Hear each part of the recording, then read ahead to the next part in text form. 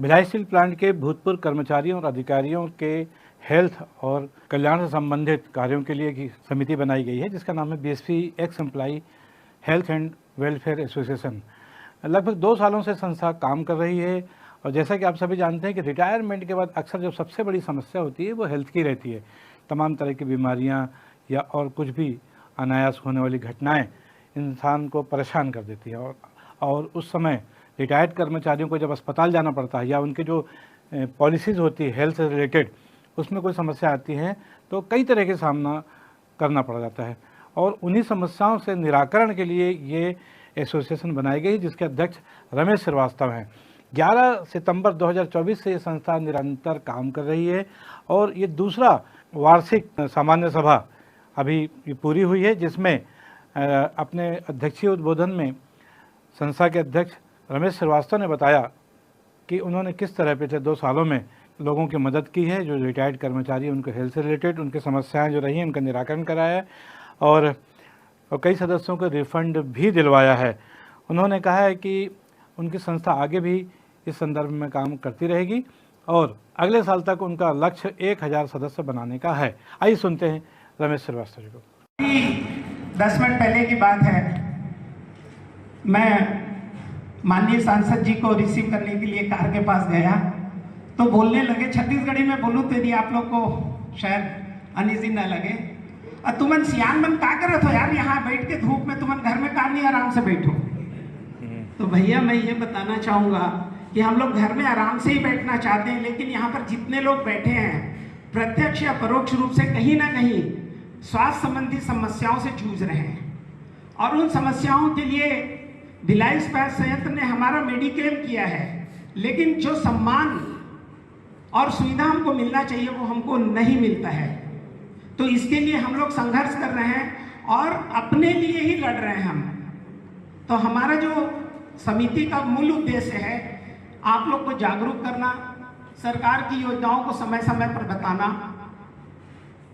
और विभिन्न अस्पतालों की जानकारी आप लोग के सामने रखा। आप लोगों ने सुना होगा आज डॉक्टर जैन को काफ़ी अच्छा उन्होंने अभी भाषण दिया कार्डिया मतलब हार्ट पे, कार्डियोलॉजी पे, तो बहुत अच्छा था। बहुत सारी जानकारियां बहुत सारे लोगों को नहीं मालूम था, आज उन्होंने जानकारी दी और खुद उर्मिला अस्पताल से आए थे। उन्होंने बताया कि यदि अस्पताल संबंधी किसी भी समस्या हो तो उर्मिला अस्पताल आप लोग को निःशुल्क एम्बुलेंस सेवा के साथ साथ मेडिक्लेम की सीमाओं के अंतर्गत ही आपको इलाज प्रदान करने का प्रयास करेगा।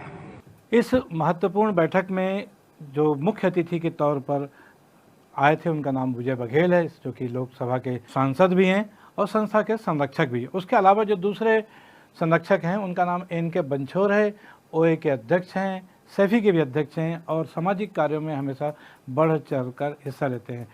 इस मौके पर संरक्षक सदस्य के रूप में मौजूद दुर्ग लोकसभा के सांसद विजय बघेल ने अपने उद्बोधन में कहा कि बल्कि कहा ही नहीं, उनकी तारीफ की इस एसोसिएशन की कि जिस समय वास्तव में ज़रूरत होती है ऐसे समय में ये संस्था काम करने के लिए आगे आ रही है। क्योंकि विजय बघेल स्वयं भी भिलाई स्टील प्लांट के कर्मचारी रह चुके हैं, इसलिए वो उन सब की समस्याओं को करीब से महसूस भी करते हैं। मतलब विजय बघेल निरंतर ऐसी संस्था को सहयोग देने का आश्वासन देते हुए ये कहा कि अधिकारियों और मूलभूत आवश्यकताओं के लिए संगठित और सजग रहने की आवश्यकता आज है और ये आपकी समिति को जिस भी तरह के सहयोग की आवश्यकता होगी वे हर समय वहाँ पर मौजूद रहेंगे, खड़े रहेंगे। आइए सुनते हैं विजय बघेल जी ने क्या कुछ कहा। अपने अधिकारियों की लड़ाई के लिए,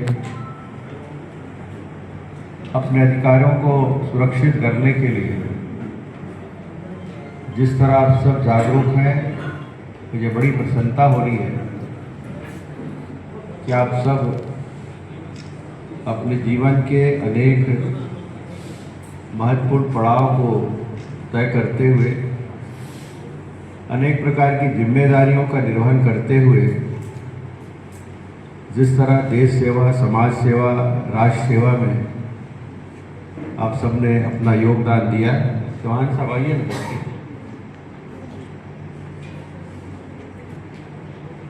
और आज रिटायर होने के बाद जिस तरह आपके अधिकारों के साथ अनदेखा किया जा रहा है,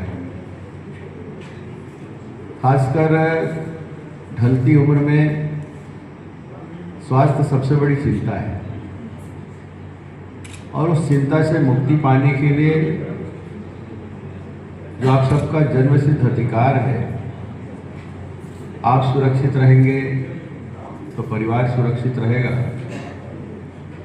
आप सुरक्षित रहेंगे तो देश सुरक्षित रहेगा, आप स्वस्थ रहेंगे तो स्वस्थ मन से आप सब अपने बचे हुए जीवन के बहुत सारे महत्वपूर्ण क्षणों को देश सेवा और समाज सेवा में दे सकते हैं और अपने ही जो नियम बने हैं उसके द्वारा अपने ही द्वारा संग्रहित की हुई राशि से मेडिक्लेम के माध्यम से कैसे आपको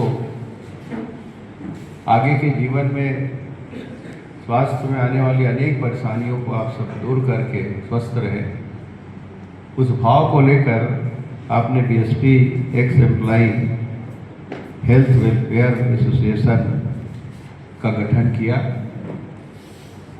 और इसका विश्वास लगातार अन्य हमारे कर्मचारी भाइयों में बढ़ते जा रहा है और उसका परिणाम है कि आज लगभग भाई रमेश श्रीवास्तव जी के नेतृत्व में जो आप सब ने संगठन बनाया उसमें लगभग 500 से अधिक सदस्य संख्या हो गई है। उसके लिए मैं आप सबको बहुत बहुत बधाई देता हूँ। संस्था के दूसरे पैट्रॉन जो संरक्षक हैं एन.के. बंछोर, जो कि ओए के अध्यक्ष हैं, जैसे कि मैंने अभी कहा, उन्होंने भी अपने आशीर्वचन देते हुए संस्था को कहा कि यथासंभव जो भी सहयोग होगा वो मैं हमेशा देता रहूँगा। संस्था को जो मार्गदर्शन की आवश्यकता होगी कि क्या करना चाहिए क्या ना करना चाहिए, ये भी हम करेंगे। निरंतर सहयोग के आश्वासन के साथ ही उन्होंने जो एक डिमांड रखी गई थी जिसमें एक भवन की आवश्यकता संस्था को है, उसमें भी भिलाई स्टील प्लांट के अधिकारियों से बात करने का उन्होंने आश्वासन दिलाया है। आइए सुनते हैं कि एन.के. बंछोर जी ने उन्होंने क्या कुछ कहा, उनका आशीर्वचन।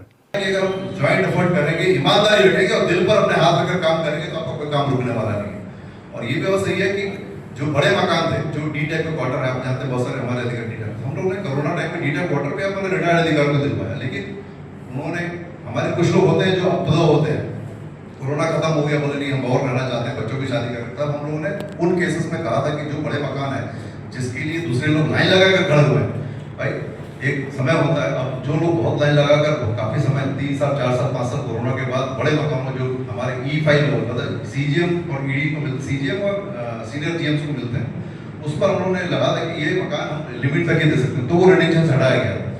बाकी सभी मकानों के लिए आज भी हम उसी तरीका से लड़ रहे हैं और परसों भी मेरी जो बात हुई है चेयरमैन साहब से कि कोई भी रिसोर्स है उसका अनयूटिलाइज नहीं होना चाहिए और हम लोग आज हमारे बहुत सारे रिसोर्स को यूटिलाइज नहीं कर पा रहे हैं। उसी का दुष्परिणाम है कि शहर की स्थिति बनी हुई है, हमारे मकान हमारे लोगों के पास रहे तो इज्जत के साथ रहेंगे। 2800 मकान थर्ड पार्टी के पास है, 2800 मकान थर्ड पार्टी के पास है। रिडक्शन में मुझे याद है 1300 कुछ मकान है जो हमको जिस पर लोगों ने क्वेश्चन उठाए हुए हैं। लेकिन इनके अलावा कुछ अन्य लोग थे जिन्होंने इस पूरे आयोजन से संबंधित अपने विचार रखे। उसमें सबसे महत्वपूर्ण जो वक्ता थे वो थे संरक्षक सदस्य अनिल चौहान जी।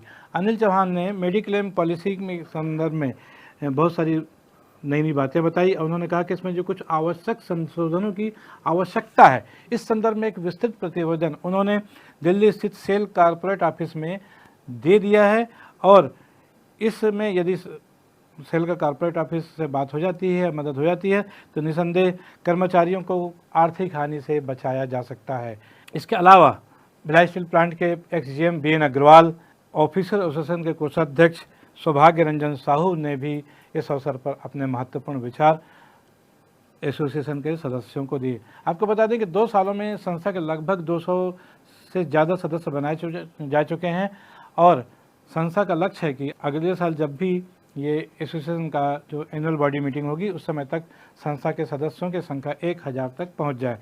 इस दौरान समिति के जनरल सेक्रेटरी राम जसपाल ने 2025-2026 का प्रतिवेदन भी रखा।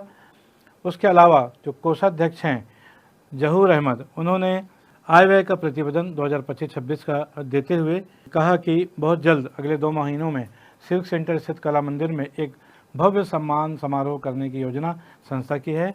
और उसके अलावा जो मेडिक्लेम से संबंधित जो जानकारियां हैं आम जनता के लिए या रिटायर्ड कर्मचारियों के लिए उपयोगी हो सकती हैं, उससे रिलेटेड एक स्मारिका का भी प्रकाशन किया जाएगा, जिसके लिए संस्था तैयारी कर रही है।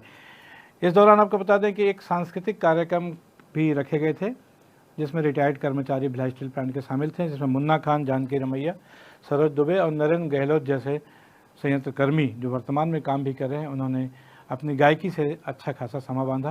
कार्यक्रम का संचालन भानुजी राव और एम रेड्डी ने संयुक्त रूप से किया, जबकि आभार प्रदर्शन सुरेश चंद्र ने देते हुए भवन की आवश्यकता पर जोर दिया। आइए देखते हैं कुछ झलकियां कार्यक्रम से संबंधित। तो वह श्याम सदन अपना विशाल रूप भी लेगा और इसमें हमारे दोनों ही संरक्षक महोदय आदरणीय विजय बघेल जी और नवीन बंछोर जी का सहयोग मिल रहा है।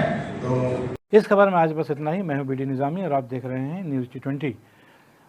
X employee health and welfare association Bhilai steel plant से संबंधित हमारी ये खबर आपको कैसी लगी, इस पर अपनी राय अवश्य दें। खबर को लाइक करना ना भूलें और चैनल को सब्सक्राइब करना भी। कल फिर मिलेंगे किसी नई खबर या किसी नए विश्लेषण के साथ। तब तक के लिए दीजिए इजाज़त। जय हिंद, जय भारत, जय छत्तीसगढ़।